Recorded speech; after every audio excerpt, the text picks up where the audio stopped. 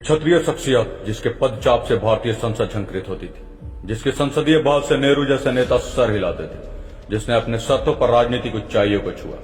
एक ऐसी शख्सियत जिसके लिए कोई भी पद उसके स्वयं से ज्यादा मायने नहीं रखते थे, जिसने अपने विचारों का मान रखने के लिए एक झटके में प्रधानमंत्री पद को ठोकर मार दी। एक ऐसी शख्सियत जिससे प्रधानमंत्री डरते थे, इंदिरा गांधी डरती थी, मोरारजी देसाई डरते थे, चौधरी चरण सिंह डरते थे। वजह थी सच्चाई। उन्होंने कभी भी गलत का साथ नहीं दिया, जनता को धोखा नहीं दिया, अपितु हमेशा राजनीति को अपने विचारों की नोक पर रखकर स्पष्ट नीति से राज किया। वो व्यक्ति हैं बलिया के बाबू साहब, महान तेजस्वी समाजवादी नेता एवं भारत के 8वें प्रधानमंत्री श्री चंद्रशेखर जी। आज उनकी 94वें जन्म जयंती पर श्रद्धा सुमन अर्पित करते हुए आप सबों के बीच उनके जीवन से जुड़ी एक ऐसी कहानी जो उनके व्यक्तित्व को दर्शाती है। बाबरी ढांचे के विध्वंस के बाद का समय, स्थान देश की संसद।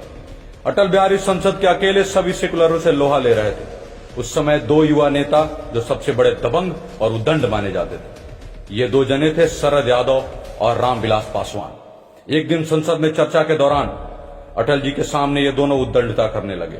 तब वरिष्ठ नेता और भारतीय जनता पार्टी के अध्यक्ष श्री चंद्रशेखर जी ने कहा, शरद, रामविलास, तुम्हारे पिछले जन्म के कुछ पुण्य कर्म हैं जिसके कारण तुम्हें अटल जी को सुनने का मौका मिला है।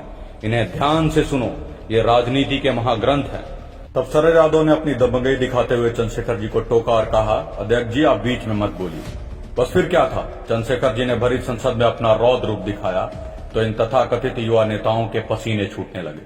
चंद्रशेखर जी ने उस समय कड़कती आवाज में कहा था, मुझसे ऐसी भाषा में बात करते हो, संसद भवन के बाहर ऐसी भाषा में बोलो शरद।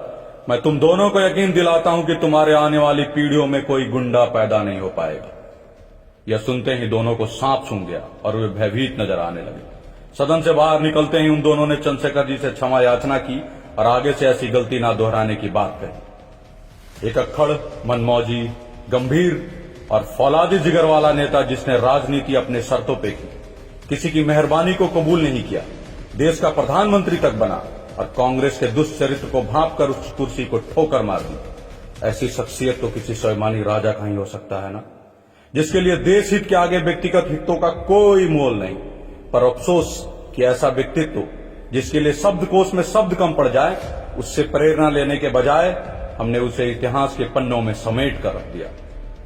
जरूरत है उनसे सीखने की, नमन करने की। नमन है बगिया के बाली शेर बाबू साहब,